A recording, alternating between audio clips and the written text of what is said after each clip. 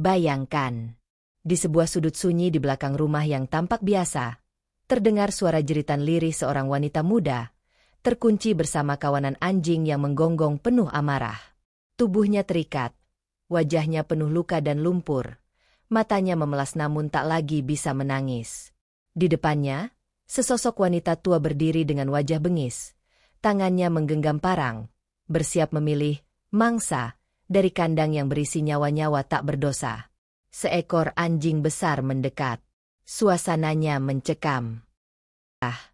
Bisa saja muncrat kapan saja. Dan tak ada yang tahu bahwa di balik aroma sop hangat yang dijual setiap pagi, tersembunyi daging hasil kezaliman. Namun sebelumnya, bagi yang beragama Islam, mari tinggalkan sholawat di komentar, agar sholawat ini menjadi saksi kita di akhirat kelak. Jangan lupa juga like dan share cerita ini ke teman ataupun keluarga terdekat kita, untuk membantu menyebarkan dakwah Islam dalam bentuk cerita. Semoga Anda mendapatkan pahala yang setimpal karena sudah subscribe, like, komen dan membagikan cerita ini. Sekarang mari kita lanjut ke ceritanya. Pagi itu, udara di desa Sukamaju masih diselimuti kabut tipis. Para warga mulai membuka jendela, menyiapkan diri untuk aktivitas seperti biasa. Di pojok gang kecil yang becek, sebuah warung sederhana mulai mengepul. Asap dari panci besar naik ke udara, menyebarkan aroma kuah yang gurih dan memancing selera. Warung itu milik Bu Rini, seorang wanita parubaya yang dikenal sebagai penjual sop paling legendaris di desa itu. Setiap hari, dagangannya laris manis. Pembeli datang dari berbagai penjuru. Bahkan ada yang rela menunggu sejak fajar. Tak ada yang menyangka bahwa di balik dinding dapur yang kusam, tersembunyi rahasia paling keji yang bisa dilakukan manusia. Laras, menantu Bu Rini, tinggal bersama ibu mertuanya karena suaminya, Yudi, sedang merantau bekerja di luar kota. Laras dikenal lemah lembut, penurut, dan tidak banyak menuntut. Tapi beberapa hari terakhir, hatinya tak tenang. Ia mulai mencium bau amis yang berbeda dari biasanya. Setiap malam, ia sering mendengar suara anjing menggonggong dari belakang rumah. Awalnya ia pikir hanya anjing liar lewat. Tapi malam itu, saat hendak membuang air cucian, langkahnya terhenti. Laras melihat bayangan Bu Rini sedang menyeret sesuatu. Seekor anjing kecil yang tubuhnya kurus dan lemah. Ia memegang ekor anjing itu dengan kasar dan menyeretnya ke arah kandang belakang yang ditutupi kain terpal lusuh. Laras tercekat. Ia berdiri membeku, tak percaya apa yang baru ia lihat. Pagi harinya, Laras mencoba berpikir jernih. Mungkinkah ia salah lihat? Tapi semakin ia mencoba mengabaikan, semakin kuat dorongan hatinya untuk mencari tahu lebih dalam. Sampai akhirnya, pada suatu sore, ia memberanikan diri menyusul Bu Rini ke dapur dan bertanya dengan nada lembut. "Ibu, ini daging apa, ya?" Tanyanya sambil menunjuk panci berisi potongan daging yang tampak aneh. Bu Rini mendelik. Tangannya berhenti mengaduk. Wajahnya berubah. "Kenapa? Kamu curiga sama ibu?" Suaranya mulai meninggi. Laras terdiam. Ia tak bermaksud menuduh. Hanya ingin tahu. Tapi Bu Rini langsung melempar centong ke atas meja dan mendekat dengan tatapan menyala. "Kamu itu numpang. Suamimu titipkan kamu di sini, bukan buat ngatur-ngatur aku," bentaknya. Laras hanya bisa menunduk. Tak ada tempat lain untuknya pergi. Ia ingin melapor ke suaminya, tapi ponselnya sudah disita sejak 2 minggu lalu dengan alasan, biar fokus bantuin di rumah. Malam itu, Laras menangis sendirian di kamarnya. Ia mulai merasa seperti burung dalam sangkar. Ada sesuatu yang sangat jahat sedang terjadi, dan ia hanya bisa melihat tanpa bisa bertindak. Tapi ia belum tahu bahwa yang menantinya bukan hanya ancaman tapi penderitaan yang bahkan binatang pun tak layak merasakannya. Hari-hari Laras terasa semakin mencekam. Setiap kali ia melangkah ke dapur, ada hawa dingin yang menyelinap ke tulang-tulangnya. Pandangan Bu Rini pun berubah tajam. Tidak ada lagi kehangatan seorang ibu, hanya sorot mata curiga dan penuh kemarahan yang setiap saat siap menyambar. Laras mulai diam. Bukan karena takut, tapi karena tak tahu harus berbicara dengan siapa. Suaminya sulit dihubungi. Semua kontaknya sudah diblokir sejak ponselnya dirampas. Ia benar-benar terisolasi. Pagi itu, saat Burini pergi ke pasar, Laras menyelinap ke dapur, lalu membuka pintu kecil yang selama ini selalu dikunci dari luar. Itu adalah pintu menuju halaman belakang, tepat ke arah kandang yang pernah ia lihat tertutup terpal lusuh. Kuncinya tergantung di belakang pintu lemari bumbu. Ia sudah mengintai sejak semalam. Dengan jantung berdebar, Laras melangkah pelan. Tanah becek menempel di telapak kakinya. Suara gonggongan kecil terdengar lirih. Ia meraih terpal itu, dan perlahan mengangkatnya. Sekejap, tubuhnya gemetar. Matanya membelalak. Di dalam kandang kayu yang sempit dan kotor itu, ada 5 ekor anjing. Beberapa dalam kondisi kurus dan terluka. Beberapa yang lain hanya diam di pojok, ketakutan. Di sudut kandang, ada ember besar yang setengahnya berisi tulang-tulang berdarah. Ada bekas potongan kasar dan bau amis yang menyengat. Semua begitu mengerikan. Pemandangan itu menghantam batin Laras seperti palu godam. Ia menutup mulutnya, menahan muntah dan air mata sekaligus. Ini bukan hanya kekejaman. Ini kejahatan yang tak terampuni. Allah, ibu, kenapa sekejam ini? Lirihnya. Tiba-tiba, suara langkah terdengar di belakang. Laras refleks menoleh. Burini berdiri di sana. Matanya merah. Di tangannya tergenggam selang air, menggulung seperti cambuk. Berani-beraninya kamu buka kandang itu, ya? Siapa yang suruh? Teriak Burini sambil mendekat cepat. Laras mundur, tersandung batu, terjatuh di tanah becek. Tangannya menggenggam tanah. Air mata mengalir deras. Ibu, tolong hentikan, ini dosa, ini bukan makanan. Ini kezaliman, ucap Laras gemetar. Tapi kata-kata itu hanya menyulut amarah Burini makin membara. Dosa? Kamu sok ngajarin aku agama sekarang. Dosa itu kamu yang bikin. Mulutmu itu racun. Burini mendesi seperti ular, lalu memukul tanah di samping Laras dengan ujung selang. 1 ekor anjing di dalam kandang menggonggong keras. Yang lainnya mulai gelisah. Suasana menegang. Laras mencoba berdiri. Kalau ibu terus begini, saya akan laporkan ke warga, saya tidak bisa diam. Burini tertawa pelan, tapi nadanya menusuk. Laporkan? Hah? Kamu pikir siapa yang percaya sama kamu? Kamu di rumah ini hidup dari hasil sop itu. Dari tangan aku. Dari daging ini. Ia menunjuk ke kandang. Laras menggeleng pelan. Tubuhnya lemas. Burini terdiam sebentar. Lalu, dengan wajah berubah gelap, ia berbalik ke arah tumpukan karung. Dan dari balik karung itu, ia menarik seutas tali tambang kasar, lalu menyeret tangan Laras dengan paksa. Laras menjerit kecil, mencoba melawan, tapi kekuatan Burini jauh lebih besar. Tanpa banyak bicara, Burini menyeret Laras ke pintu kandang. Salah satu anjing menggonggong keras, tapi Burini malah menginjak lehernya dengan kasar. Sekarang kamu tinggal sama mereka. Kamu terlalu sayang sama anjing? Rasakan hidup jadi mereka. Dengan kasar, Burini mengikat tangan dan kaki Laras, lalu mendorongnya ke dalam kandang. Laras jatuh tepat di atas jerami kotor dan tulang busuk. Pintu kandang dikunci. Suara gerendel dikunci terdengar nyaring di telinga Laras. Ia menggigil, bukan hanya karena dingin, tapi karena rasa hancur yang tak bisa dijelaskan. Di sekelilingnya, anjing-anjing itu melihatnya. Beberapa menggonggong pelan, beberapa mendekat. Malam mulai turun. Langit menggelap. Dan Laras tahu mulai saat ini, hidupnya telah berubah. Ia bukan lagi manusia di mata mertuanya. Ia hanya seekor makhluk yang tak pantas dihargai. Sama seperti anjing-anjing ini.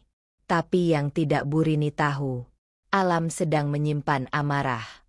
Langit mulai menghitam, tapi di kandang belakang rumah itu, gelap datang lebih dulu. Laras meringkuk dalam diam. Tubuhnya gemetar, bukan hanya karena dingin, tapi karena ketakutan yang belum pernah ia rasakan seumur hidup. Tali tambang yang mengikat pergelangan tangannya sudah mulai melukai kulitnya. Satu kakinya tertekuk, tersangkut di antara jerami dan tulang. Nafasnya pendek-pendek. Hewan-hewan yang terkurung bersamanya mulai mengendus-endus tubuhnya. Seekor anjing kurus dengan bulu bercak-bercak luka mendekat ke arahnya. Laras memejamkan mata kuat-kuat. Ia pikir dirinya akan digigit. Tapi anjing itu hanya duduk, lalu perlahan menyandarkan kepalanya di paha Laras, seakan tahu bahwa mereka kini sama-sama korban. Tangis Laras pecah. Ya Allah, apa dosaku sampai aku begini? Di luar kandang, suara Burini terdengar samar, tertawa bercampur suara TV dari dalam rumah. Sesekali terdengar suara centong membentur panci. Burini sedang menyiapkan sop seperti biasa, dari daging yang tak pernah ditanyakan asalnya oleh pelanggan. Malam itu begitu panjang. Angin malam menusuk dari celah-celah papan kandang. Laras mulai merasakan badannya lemas. Perutnya kosong. Tenggorokannya kering. Ia berusaha mengubah posisi tubuh agar tidak kram. Tapi setiap gerakan membuat tali di tangannya semakin menyakitkan. Seekor anjing lainnya, yang lebih besar, berwarna hitam pekat, menggeram pelan dari sudut kandang. Tapi ia tidak menyerang. Ia hanya mengawasi. Laras menatapnya. Tatapan mereka bertemu. Dan dalam keheningan itu, ada percikan pemahaman yang aneh. Seolah anjing itu tahu, Laras tidak datang sebagai musuh. Ia juga terpenjara, disakiti, dan diabaikan dunia. Tak lama kemudian, anjing besar itu mendekat pelan, lalu menjilat luka di tangan Laras yang berdarah karena ikatan tambang. Air mata Laras kembali tumpah. Ia tak sanggup berkata apa-apa. Tapi di dalam hati yang koyak, ia tahu ia masih hidup, karena hewan-hewan ini belum kehilangan hati nuraninya. Beberapa kali Laras mencoba menggerakkan tangannya untuk melepaskan ikatan, tapi tangannya terlalu lemah. Satu-satunya harapan hanyalah pagi, atau mungkin keajaiban. Tapi ia tak tahu bahwa malam itu, ada mata lain yang juga terjaga. Seekor anjing dengan satu mata buta berdiri tak jauh dari pintu kandang. Ia terus menatap arah dapur. Gonggongannya tak keras, tapi ritmis. Seperti kode. Seperti tanda bahwa sesuatu akan terjadi. Dan Laras, dalam kegelapan itu, akhirnya berbisik dengan suara lirih. Tolong aku. Allah, kalau memang kau masih sayang padaku, lepaskan aku dari neraka ini. Udara di sekitar tiba-tiba menjadi sunyi. Tak ada suara jangkrik. Tak ada angin. Hanya detak jantung Laras dan napas berat anjing-anjing yang menunggu. Menunggu hari yang akan mengubah segalanya. Fajar menjelang, tapi langit tak sepenuhnya cerah. Awan menggumpal kelabu, seperti langit ikut menanggung beban jiwa Laras yang sudah tak tahu lagi cara berharap. Dari dalam kandang, tubuh Laras sudah lemas. Mata kirinya bengkak karena benturan saat jatuh semalam. Tangan dan kaki masih terikat, tapi satu pergelangan tangannya mulai bisa digerakkan sedikit. Bekas gigitan anjing yang menjilat lukanya tadi malam masih terasa hangat. Aneh, justru rasa itu yang memberinya sedikit kekuatan untuk tetap bertahan hidup. Burini keluar dari rumah dengan langkah ringan, membawa parang besar dan ember. Rambutnya disanggul asal, wajahnya seperti biasa, dingin, tanpa rasa bersalah sedikit pun. Ia mendekati kandang dengan senyum kecil. Waktunya panen. Gumamnya sambil membuka pintu kandang perlahan. Anjing-anjing di dalam langsung panik. Gonggongan menggema. Beberapa mundur. Satu menggonggong keras ke arah Burini. Tapi perempuan tua itu tak gentar. Ia sudah terbiasa menghadapi perlawanan. Ia sudah terlalu sering memandang nyawa hanya sebagai bahan potong. Matanya menyapu ke seluruh kandang, memilih mana yang paling siap. Lalu ia menunjuk anjing kecil berwarna putih yang kakinya pincang. Nah, kamu yang paling tenang ya. Bagus buat kuah hari ini, ucapnya sambil menajamkan pandangan.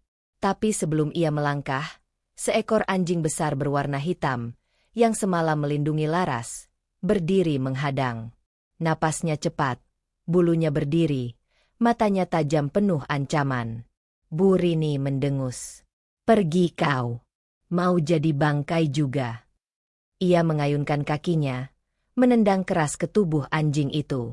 Dan di detik itu juga, sesuatu pecah. Anjing hitam itu menerkam. Bukan menggonggong, bukan menggertak, langsung menerkam.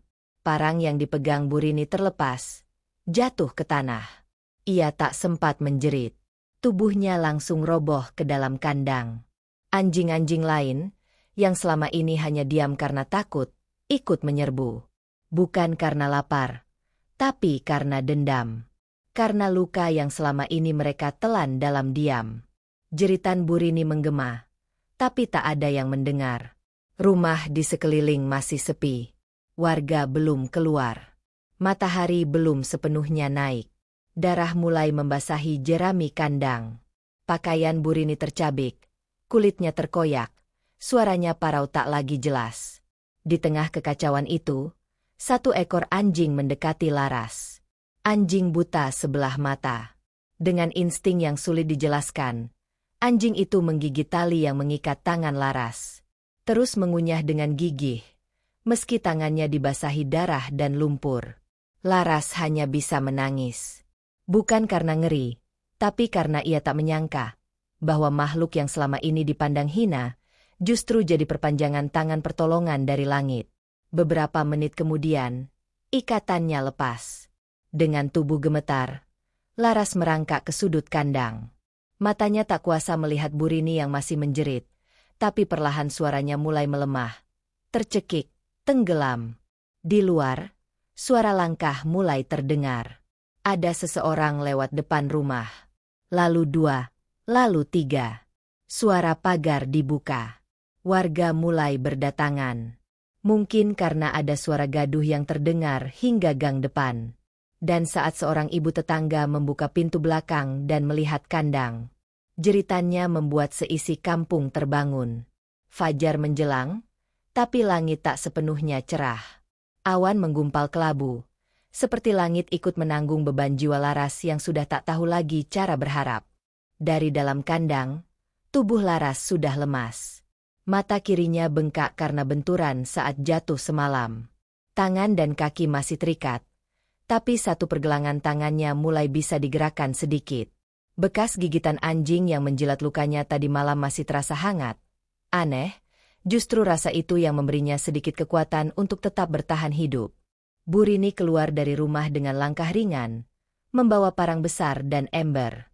Rambutnya disanggul asal, wajahnya seperti biasa, dingin, tanpa rasa bersalah sedikit pun. Ia mendekati kandang dengan senyum kecil. Waktunya panen, gumamnya sambil membuka pintu kandang perlahan.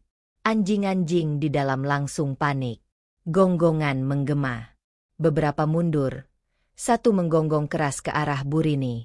Tapi perempuan tua itu tak gentar. Ia sudah terbiasa menghadapi perlawanan. Ia sudah terlalu sering memandang nyawa hanya sebagai bahan potong. Matanya menyapu ke seluruh kandang, memilih mana yang paling siap. Lalu ia menunjuk anjing kecil berwarna putih yang kakinya pincang. Nah, kamu yang paling tenang ya. Bagus buat kuah hari ini, ucapnya sambil menajamkan pandangan. Tapi sebelum ia melangkah, seekor anjing besar berwarna hitam, yang semalam melindungi Laras, berdiri menghadang. Napasnya cepat, bulunya berdiri, matanya tajam penuh ancaman. Bu Rini mendengus. Pergi kau. Mau jadi bangkai juga. Ia mengayunkan kakinya, menendang keras ke tubuh anjing itu. Dan di detik itu juga, sesuatu pecah. Anjing hitam itu menerkam. Bukan menggonggong, bukan menggertak, langsung menerkam.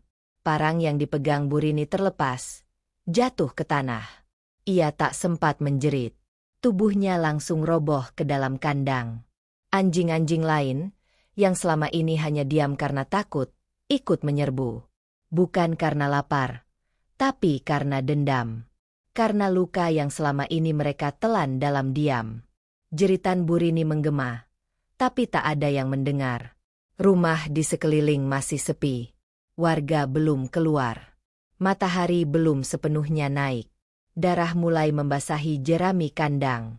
Pakaian Burini tercabik. Kulitnya terkoyak. Suaranya parau tak lagi jelas. Di tengah kekacauan itu, satu ekor anjing mendekati Laras. Anjing buta sebelah mata. Dengan insting yang sulit dijelaskan, anjing itu menggigit tali yang mengikat tangan Laras. Terus mengunyah dengan gigih. Meski tangannya dibasahi darah dan lumpur. Laras hanya bisa menangis. Bukan karena ngeri, tapi karena ia tak menyangka bahwa makhluk yang selama ini dipandang hina justru jadi perpanjangan tangan pertolongan dari langit. Beberapa menit kemudian, ikatannya lepas. Dengan tubuh gemetar, Laras merangkak ke sudut kandang. Matanya tak kuasa melihat Burini yang masih menjerit, tapi perlahan suaranya mulai melemah. Tercekik, tenggelam. Di luar, suara langkah mulai terdengar. Ada seseorang lewat depan rumah. Lalu 2, lalu 3. Suara pagar dibuka. Warga mulai berdatangan. Mungkin karena ada suara gaduh yang terdengar hingga gang depan. Dan saat seorang ibu tetangga membuka pintu belakang dan melihat kandang, jeritannya membuat seisi kampung terbangun. Teriakan dari ibu tetangga membuat geger. Dalam hitungan menit, warga mulai berdatangan. Sebagian besar masih mengenakan pakaian tidur, belum sempat mencuci muka, tergesa datang karena suara jeritan yang membuat bulu kuduk berdiri. Di halaman belakang rumah Burini, suasana berubah menjadi mimpi buruk yang nyata. Beberapa laki-laki langsung berteriak melihat pemandangan di depan mereka. Tubuh Burini tergeletak dalam keadaan mengenaskan, diserang oleh anjing-anjing kurungan miliknya sendiri. Bajunya terkoyak, kulitnya penuh luka gigitan, darah membanjiri tanah di sekitar kandang. Sebagian warga yang lebih berani langsung masuk dan mencoba menghalau anjing-anjing itu. Beberapa anjing mundur, menggonggong ketakutan. Ada yang mencakar tanah seperti tak ingin dihentikan. Tapi akhirnya, dengan batu, kayu, dan suara keras, warga berhasil memisahkan kawanan anjing dari tubuh Burini. Dan saat itulah, mereka melihat Laras. Perempuan muda itu terduduk di sudut kandang. Tubuhnya kotor penuh tanah, bajunya sobek-sobek, wajahnya lebam dan kakinya berdarah. Tapi matanya terbuka, penuh air mata. Ia masih hidup. Semua terdiam. Beberapa ibu langsung menjerit. Ada yang berlari ke arah Laras, memeluknya, berusaha melepaskannya dari sisa ikatan yang masih menempel di kakinya. Laras. Astagfirullah. Laras, kenapa kamu bisa di sini? Nak. Laras hanya menggeleng pelan. Bibirnya bergetar. Suaranya nyaris tak keluar. Ibu, dia yang ngurung aku. Warga makin heboh. Mereka saling bertatapan, mencoba memahami apa yang sebenarnya terjadi. Salah satu bapak langsung berteriak ke arah jalan. Cepat panggil Pak RT. Panggil Ustadz. Ini bukan kejadian biasa. Dalam waktu singkat, rumah Burini dikepung warga. Beberapa masuk ke dapur. Dan apa yang mereka temukan mengubah segalanya. Panci-panci besar berisi daging. Ember penuh tulang anjing. Pisau-pisau sembelih.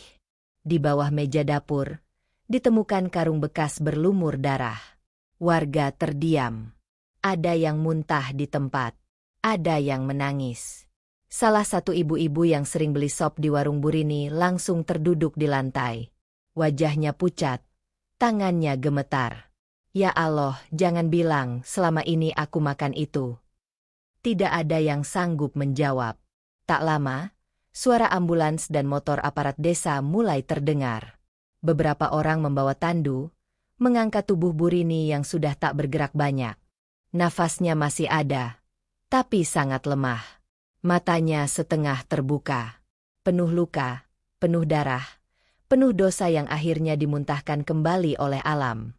Laras duduk di bawah pohon kelapa, dipeluk oleh seorang ibu tua yang terus mengusap punggungnya. Ia tidak menangis lagi. Air matanya seperti sudah habis. Yang tersisa hanya hening. Kosong. Seolah jiwanya tertinggal di dalam kandang itu bersama jerami, tulang, dan suara gonggongan yang tak akan pernah hilang dari ingatannya. Seseorang bertanya pelan padanya, "Kamu kenapa nggak cerita ke siapa-siapa, Nak? Kenapa kamu diam?" Laras menjawab lirih, "Karena, selama ini, semua orang percaya pada sop Burini." Dan pagi itu, satu persatu warga mulai sadar. Apa yang mereka telan selama ini, bukan hanya daging, tapi bagian dari kejahatan. Pagi itu, desa Sukamaju seperti kehilangan cahaya. Warung-warung tutup, pasar sepi. Tak ada obrolan ringan di pinggir jalan. Semua wajah muram. Semua mulut seperti terkunci. Hanya satu nama yang disebut-sebut dengan nada kaget, marah, jijik, dan tak percaya. Burini. Perempuan yang selama ini disanjung karena sopnya yang paling sedap sedesa. Yang disebut-sebut ahli dalam meracik rempah, yang selalu tersenyum saat menyendokkan kuah panas ke mangkuk para pelanggan. Kini, wajahnya terpajang di beranda rumahnya sendiri, dengan status yang berubah, tersangka kekejaman dan penyiksaan terhadap binatang dan manusia. Di rumah sakit, Burini masih terbaring. Luka-luka dari gigitan anjing memenuhi tubuhnya. Wajahnya tak lagi bisa dikenali. Bahkan perawat pun harus bertanya 2 kali untuk memastikan nama pasien itu. Di balik infus dan selimut putih, ia tak ubahnya tubuh tanpa harga diri. Sementara itu di rumah Pak RT, Laras duduk diam ditemani beberapa warga dan ustadz desa. Ia belum banyak bicara. Suaranya masih serak. Tapi semua mulai paham bahwa selama ini ia adalah korban, bukan hanya dari kekejaman Burini, tapi dari diamnya lingkungan sekitar. Beberapa warga mulai menyalahkan diri sendiri. Salah satu tetangga, Bu Lastri, menangis sambil memeluk Laras. "Maafkan kami, Nak, kami terlalu percaya sama Burini. Kami buta, kami tuli." Laras hanya bisa mengangguk pelan. Tidak ada dendam di hatinya. Yang tersisa hanya luka yang masih panas. Luka batin yang tak bisa ditutup dengan perban atau obat. Namun tidak semua orang menerima kebenaran begitu saja. Di tengah suasana haru, muncul kabar bahwa keluarga besar Burini merasa nama baik mereka dicemarkan. Salah seorang adik ipar Burini, yang tinggal di kota sebelah, datang dengan emosi. "Ini fitnah. Kakak saya memang keras, tapi tidak mungkin sekejam itu. Ini pasti dijebak. Jangan-jangan menantunya yang ngatur semua." Suasana kembali memanas. Beberapa warga marah, membantah, tapi sebagian mulai bimbang. Fitnah bisa saja disebar. Dan karena tidak ada rekaman, tidak ada saksi mata sejak awal, Laras pun mulai disudutkan secara perlahan. Pak RT akhirnya mengambil alih. "Kita tunggu hasil penyelidikan." Tapi satu hal yang jelas, Laras ditemukan dalam keadaan terikat, terkunci di kandang, dengan luka dan trauma berat. Dan semua barang bukti ada di dapur Burini. Itu sudah cukup jadi petunjuk kuat. Namun dalam diamnya, Laras mulai goyah. Ia tidak takut dituduh. Ia hanya lelah. Terlalu lelah menjalani hidup sebagai boneka yang dilempar dari tangan satu ke tangan lain. Di pojok ruangan, Laras berbisik sendiri. "Kalau bukan Allah yang jaga aku kemarin, mungkin aku sekarang udah jadi isi panci itu." Dan saat sore mulai turun, kabar itu sampai juga ke telinga Yudi, suami Laras yang sedang bekerja jauh di luar kota. Ia membaca semua dari ponselnya. Tangannya gemetar. Ponsel nyaris jatuh. Ia terdiam lama. Ibu kandungnya, istri tercintanya. Satu terluka, satu tersiksa. Dan ia harus memilih.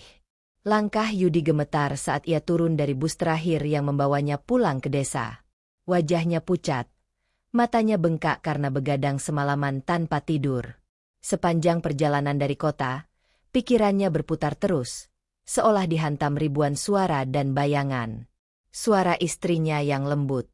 Suara ibunya yang galak namun ia cintai sejak kecil. Wajah Laras yang dulu penuh senyum. Wajah ibunya yang kini tertutup perban, dikoyak oleh anjing-anjing peliharaannya sendiri. Saat sampai di depan rumah, suasana sunyi menyambut. Beberapa warga menatapnya dari jauh. Sebagian menunduk. Tak ada yang berani menyapa. Tak ada yang tahu harus berkata apa. Yudi membuka pintu rumah yang dulu hangat itu dengan tangan sendiri. Yang menyambutnya hanya aroma anyir yang belum hilang sepenuhnya. Dapur kosong. Meja terbalik. Panci berisi kuah masih tersisa. Tapi tak seorang pun menyentuhnya. Di atas meja, ada sehelai kain putih. Di bawahnya, daging, yang dulu ia kira sapi.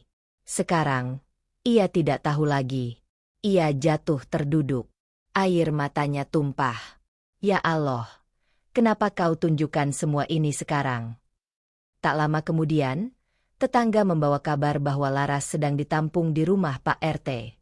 Tanpa pikir panjang, Yudi berjalan ke sana. Setibanya di rumah Pak RT, semua mata tertuju padanya. Tapi Yudi tak peduli. Ia hanya ingin melihat satu wajah. Wajah Laras. Dan ketika pandangan mereka bertemu, Laras tak langsung bangkit. Ia hanya duduk diam. Matanya sayu. Tapi bibirnya mulai bergetar. Mas. Yudi berlutut di depannya, memegang tangan Laras yang masih penuh bekas tambang dan luka. Maafkan aku, Laras. Allah saksinya. Aku nggak tahu semua ini terjadi. Laras menatap suaminya. Ada luka di mata itu, tapi juga kelegaan. Karena untuk pertama kalinya sejak neraka itu dimulai, ia tidak merasa sendirian. Namun momen itu tak berlangsung lama. Dari belakang rumah Pak RT, seseorang menerobos masuk dengan suara keras. Seorang adik Bu Rini yang dari kemarin terus menuduh. Kamu masih percaya sama cewek ini, Yud? Ini perempuan yang bikin kakakmu sekarat.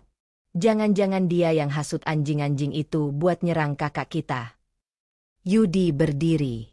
Wajahnya kini bukan lagi wajah anak lelaki yang bingung, tapi wajah seorang suami dan seorang manusia.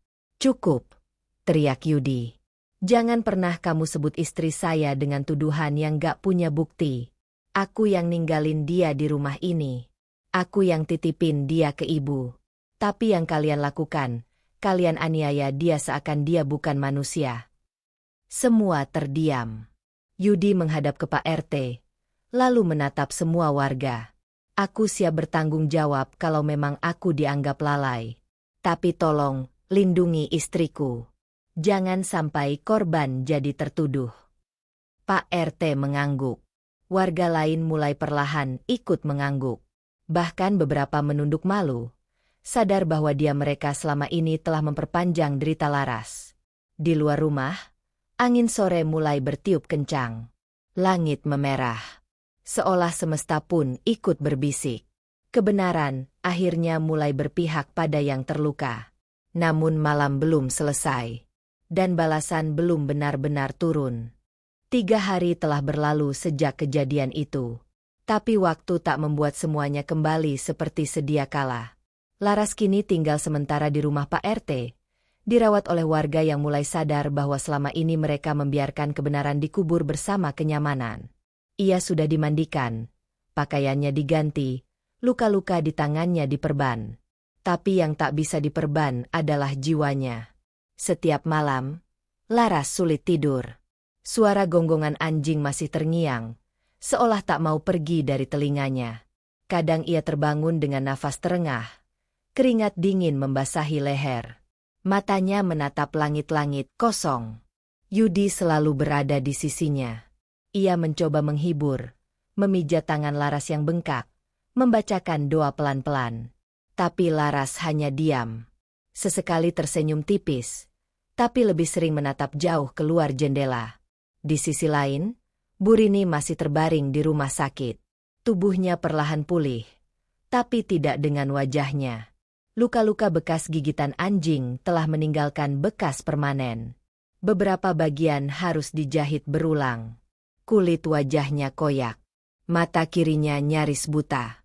Dokter berkata ia masih mengalami syok berat. Tidak berbicara. Tidak merespon.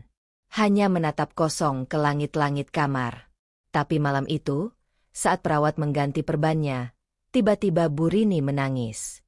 Air matanya mengalir pelan, meski tak sepatah kata pun keluar dari mulutnya. Mungkin itu bukan air mata rasa sakit, tapi air mata yang lahir dari dosa bertumpuk-tumpuk, yang akhirnya kembali pada dirinya sendiri. Keesokan paginya, penyidik dari kepolisian mulai mengumpulkan barang bukti. Panci-panci dari dapur Bu Rini dibawa. Karung tulang dikirim ke laboratorium. Kandang di belakang rumah diukur dan didokumentasikan. Warga yang pernah membeli sop dipanggil satu persatu. Sebagian warga mulai merasa muak, sebagian merasa jijik pada diri sendiri. Tapi semua itu sudah tak bisa dihapus. Desa yang dulu membanggakan sop Bu Rini, kini menyebut namanya dengan berbisik. Di masjid, Ustadz menyampaikan ceramah tentang hak binatang. Tentang bagaimana Allah memerintahkan manusia berlaku adil, bahkan pada makhluk tanpa kata. Beberapa jamaah menunduk, merasa baru tersadar setelah terlambat. Sementara itu, di rumah Pak RT, Laras duduk di beranda. Angin sore menyapu lembut rambutnya. Ia memeluk dirinya sendiri, mencoba meredam gemetar yang belum juga pergi dari tubuhnya. Yudi datang membawa secangkir susu hangat. "Minum dulu ya, biar badan kamu gak drop." Laras menerima, meski tak bicara. Ia menyesap perlahan. "Mas, kalau ibu minta maaf, apa mas bisa maafkan?" Yudi terdiam. Ia menatap istrinya lama sekali, lalu menjawab pelan. "Kalau dia minta maaf, itu antara dia dan Allah. Tapi aku gak akan biarkan kamu terluka lagi, walau oleh darahku sendiri." Mata Laras kembali berkaca-kaca. Tapi kali ini, bukan hanya karena trauma. Ada rasa bahwa meski tubuhnya penuh luka, ia akhirnya punya seseorang yang benar-benar berdiri di sampingnya. Tapi badai belum berlalu. Karena malam itu, dari ruang rumah sakit, Bu Rini akhirnya mulai bicara. Dengan suara pelan dan wajah penuh bekas luka, ia berkata kepada perawat, "Aku mau ketemu Laras." Sore itu, langit mendung seakan ikut menahan nafas. Yudi menerima panggilan dari rumah sakit. Suara di ujung telepon terdengar hati-hati. "Bu Rini minta bertemu Laras." Yudi tak langsung menjawab. Ia menatap Laras yang sedang duduk diam di sudut kamar. Gadis itu memeluk lututnya sendiri, menatap lantai kosong. Wajahnya pucat, tapi tidak kaget. Seakan ia tahu hari ini akan datang.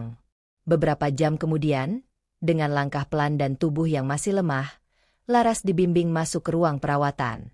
Di belakangnya, Yudi berjalan dengan mata waspada. Di dalam ruangan itu, terbaringlah sosok yang pernah ia panggil ibu, tapi kini tampak seperti bayang-bayang masa lalu yang runtuh. Bu Rini duduk dengan sandaran tinggi, tubuhnya tertutup selimut rumah sakit. Separuh wajahnya dipenuhi perban. Matanya menatap jendela, tidak langsung menoleh saat Laras masuk. Hanya suara napasnya yang terdengar berat, seperti menahan beban yang tak bisa diucapkan. Laras berdiri di depan ranjang itu. Tangannya gemetar, tapi mulutnya tertutup rapat. Beberapa detik berlalu. Lalu Bu Rini bersuara.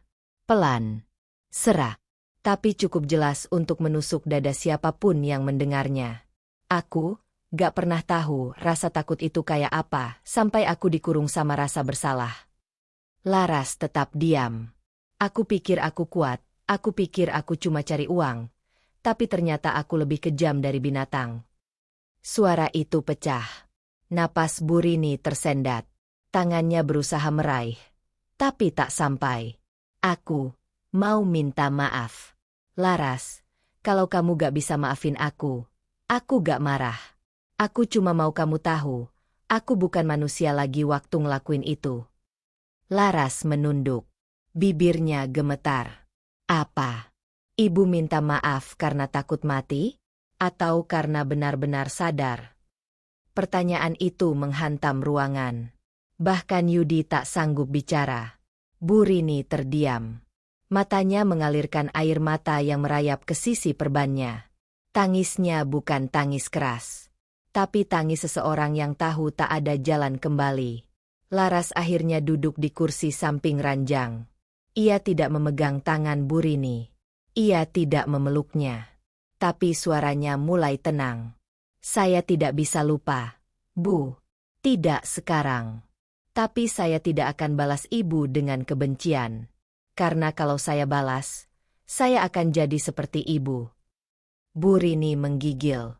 Tapi bukan karena dingin. Karena itu kalimat yang ia tahu, paling menyakitkan dari semuanya. Beberapa menit mereka hanya duduk dalam diam. Lalu Laras berdiri. Saya pulang dulu. Tapi, kalau Allah masih izinkan saya hidup, saya akan doakan Ibu dapat ampunan. Langkah Laras pelan, tapi mantap. Wajahnya masih lelah, tapi matanya tidak lagi kosong. Ada luka, tapi juga ada kekuatan baru. Saat pintu ditutup, Bu Rini menoleh ke arah jendela. Di luar, hujan mulai turun pelan. Dan dalam hujan itu, untuk pertama kalinya dalam hidupnya, Bu Rini menangis bukan karena disakiti, tapi karena sadar bahwa dia yang selama ini menyakiti. Hari demi hari berlalu. Di desa Sukamaju, waktu tak pernah berhenti, tapi perputarannya terasa berbeda. Sejak rahasia Bu Rini terbongkar, banyak hal yang berubah diam-diam. Warga menjadi lebih waspada, lebih diam, lebih sering menatap dengan rasa bersalah ke tanah daripada saling menyapa seperti dulu. Warung Bu Rini kini tertutup rapat. Cat dindingnya mulai mengelupas. Papan nama yang dulu dipuji-puji sudah copot. Tersisa hanya bekas paku berkarat. Rumah yang dulunya penuh tawa pelanggan, kini hanya jadi bangunan sunyi dengan bayangan hitam menggantung di tiap sisinya. Laras telah kembali ke rumah kontrakan sederhana bersama Yudi. Meskipun tubuhnya mulai pulih, tapi jiwa dan pikirannya masih jauh dari kata tenang. Setiap pagi, saat menyuap nasi ke mulut, ia harus menahan mual karena bayangan panci berdarah itu selalu muncul. Setiap malam, ia memejamkan mata sambil menggenggam tasbih, berharap mimpi buruk tidak datang lagi. Yudi tetap setia di sisinya. Ia mencoba menguatkan, tapi di matanya sendiri ada luka yang tak bisa ia sembunyikan. Kadang, saat Laras tertidur, Yudi menatap langit-langit kamar sambil berbisik lirih, meminta maaf pada Allah atas semua kelalaian yang pernah ia lakukan sebagai suami dan anak. Sementara itu di rumah sakit, kondisi Bu Rini mulai memburuk. Infeksi luka yang tak kunjung sembuh membuat tubuhnya melemah. Napasnya pendek, wajahnya semakin pucat, dan yang lebih menakutkan, semua yang keluar dari mulutnya hanyalah bisikan ketakutan. Kadang ia berteriak menyebut nama-nama anjing. Kadang ia menangis sendiri sambil memukul-mukul dadanya. Pernah suatu malam, perawat mendengar ia meracau. "Jangan gigit aku, jangan, aku janji gak akan potong kalian lagi." Dokter menyebutnya sebagai trauma berat. Tapi bagi orang-orang yang tahu siapa Bu Rini, mereka menyebutnya sebagai bentuk azab yang datang perlahan. Tidak dalam satu serangan, tapi lewat ketakutan yang menggerogoti batin sedikit demi sedikit. Suatu malam, Laras kembali mendapat kabar. "Bu Rini koma," kata perawat. "Dia terus menyebut nama kamu," terakhir katanya. "Dia ingin mengembalikan sesuatu yang dia ambil." Laras terdiam. Jantungnya berdegup tak karuan. Ia duduk lama di sisi ranjang, menatap tubuh mertuanya yang kini hanya digerakkan oleh alat medis. Dan di dalam hatinya, timbul satu pertanyaan yang selama ini tak pernah bisa ia jawab sendiri. Apa sebenarnya yang telah diambil darinya? Hidupnya? Kebebasannya? Harga dirinya? Atau rasa percaya bahwa manusia bisa berubah sebelum terlambat? Tapi sebelum pertanyaan itu sempat terjawab, Bu Rini tidak pernah terbangun lagi.